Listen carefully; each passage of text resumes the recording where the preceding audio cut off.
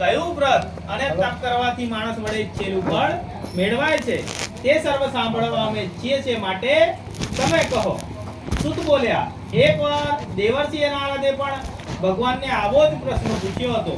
ત્યારે ભગવાને જે કહ્યું હતું તે તમે સાવધાન થઈને સાંભળો.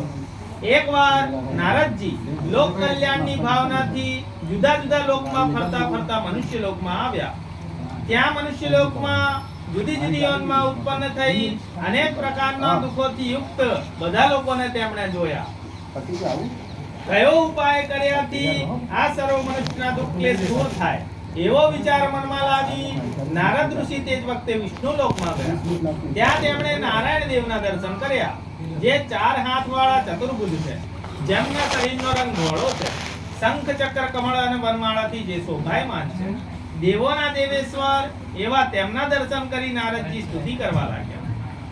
નારદજી બોલ્યા, જેમનું સ્વરૂપ વાણી તથા મનથી પર છે એવા અનંત શક્તિ રૂપ તમને નમસ્કાર હો.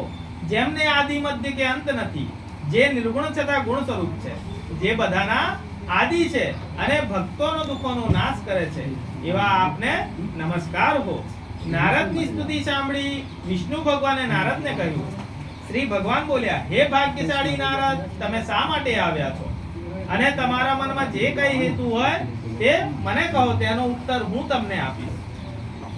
નારદે કહ્યું, હે પ્રભુ, મનુષ્ય લોકમાં બધા મનુષ્યો જુદી જુદી યોનિમાં ઉત્પન્ન થઈ અનેક પ્રકારના દુઃખોથી યુક્ત છે, તેમજ પોતે કરેલા પાપ કર્મોથી પીડાય છે. હે પ્રભુ, એમના એ દુઃખો કયા ટૂંકા ઉપાયથી શાંત થાય એ મને કહો. મારા પર આપની જો કૃપા હોય તો તે સર્વ સાંભળવા હું ઈચ્છું છું. શ્રી ભગવાન બોલ્યા, હે શ્રેષ્ઠ નારદ, લોકની હિતની ઈચ્છાથી તમે ઠીક પૂછ્યું છે. જે કરવાથી માણસ મોહમાંથી છૂટે છે તે હું તમને કહું છું, તે તમે સાંભળો.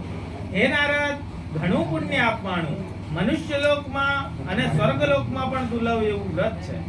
મને તમારા પર પ્રેમ છે, તેથી હવે હું તમને જણાવું છું.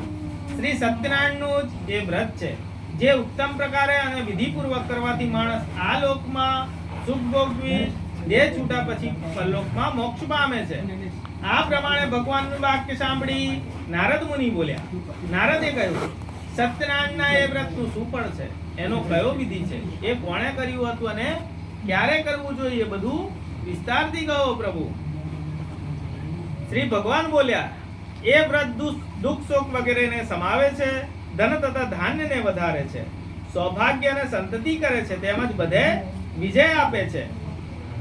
આ વ્રત હર કોઈ દિવસે ભક્તિ અને શ્રદ્ધા સાથે માણસ કરી શકે છે. પોતાના સ્નેહીજનો, સગા સંબંધીઓ, બ્રાહ્મણો સાથે ધર્મપ્રાણ થઈ રાત્રિના આરંભે સંધ્યાકાળે સત્યનારાયણ દેવનું પૂજન કરવું. નૈવેદ્યમાં ઘી તથા કેળા, દૂધ, ઘી, સાકર અને ઘઉંનો લોટ ધરાવો. ઘઉંનો લોટ ના હોય તો ચોખાનો લોટ, સાકર, ખાંડ કે ગોળ એવી બધી ખાદ્ય વસ્તુ એકત્ર કરી સવાય ધરાવી. સ્નેહીજનો, સગા સંબંધીઓ સાથે કથા સાંભળવી. બ્રાહ્મણને યથાશક્તિ દક્ષિણા આપવી. પોતે પણ ભક્તિથી સત્યનારાયણનો પ્રસાદ લેવો. પછી નિત્ય ગીત વગેરે કરી સત્યનારાયણનું સ્મરણ કરતા કરતા પોતાને ઘેર જવું. એ રીતે માણસોની ઈચ્છા કામના અવશ્ય સિદ્ધ થાય છે. કળિયુગમાં પૃથ્વી પર આ સરળ અને ટૂંકો ઉપાય છે. ઇતિ સ્કંદ પુરાણે રેવા ખંડે સત્યનારાયણ વ્રત કથાયામ પ્રથમો અધ્યાય.